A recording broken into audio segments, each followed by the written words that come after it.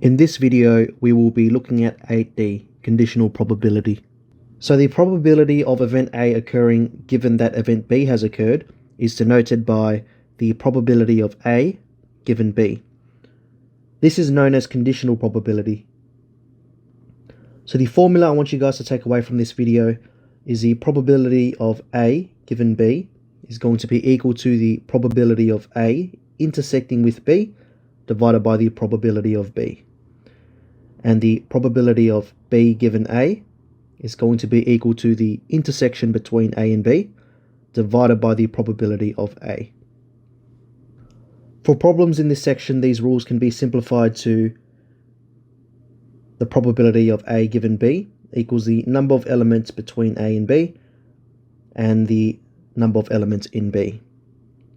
And the probability of B given A is the number of elements between A and B divided by the number of elements in A. So the probability of A given B differs from the probability of A in that the sample space is reduced to the set of B as shown in this Venn diagram. Okay, let's try some of these examples ourselves.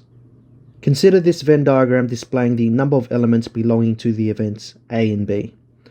Find the following probabilities.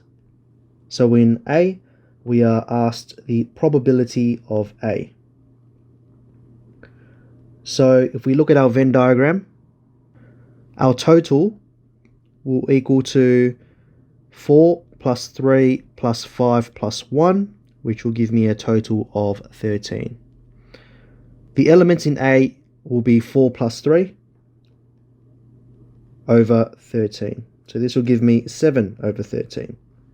In B, we are asked the probability of A intersecting with B. This will be the middle section of 3. So this will just be 3 over 13. In part C, we are asked the probability of A given B. So let me just highlight the section that we are separating. We only want to look at this section. Question has told you that B has been given. So that means that is going to be 3, and you want to divide this by 5 plus 3. So the answer for this one will be 3 over 8. In part D, we are asked to find the probability of B given A. So in this case, let me just highlight the section we want to separate. We are given A. So A has occurred. Find the probability for B. So what's part of B? That is the 3. And how much does A add up to? It's going to be 4 plus 3, which means the answer will be 3 over 7. Let's move on to the next one. In a group of 23 moviegoers, 13 bought popcorn, 15 bought a Coke, and 9 bought popcorn and a Coke. One of the moviegoers is selected at random. Let A be the event the person bought popcorn, and B be the event that the person bought a Coke. Represent this information in a two-way table. So let's draw our table. I would start off by getting your different boxes. So one category I would have as A. This would be A dash. This one would be B, and this would be B dash. Let's fill in the boxes. They've told us that we know 9 people bought popcorn and a Coke. So let's look for popcorn and a Coke, which will be this box here. This would be 9.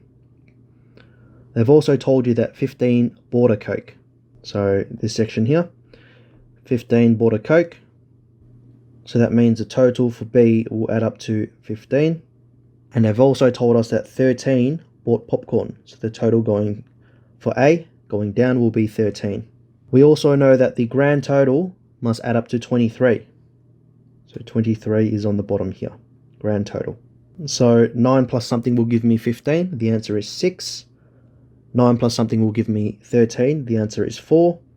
13 plus something will give me 23. That will be 10. 6 plus something will give me 10. That will be 4. 4 plus 4 will give me 8. And let's double check.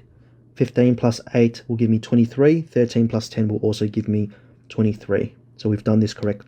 This is asking us to find the probability that the person only bought popcorn. So the ones that only bought popcorn, we will be looking at only popcorn. So everything that is only A. 4.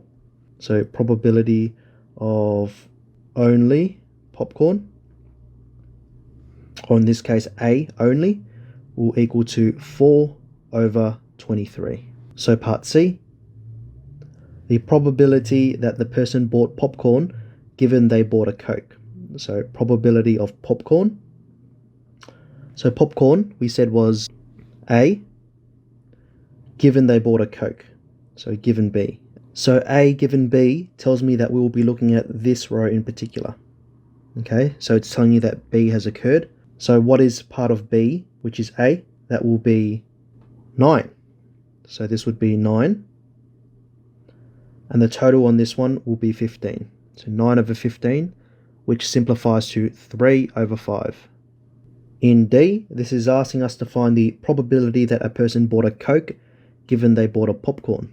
So in other words, the probability of B given A.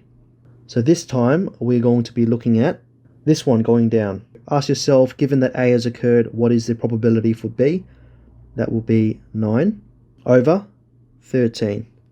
So that's it for this video. Hopefully you found it useful, and I'll see you on the next one.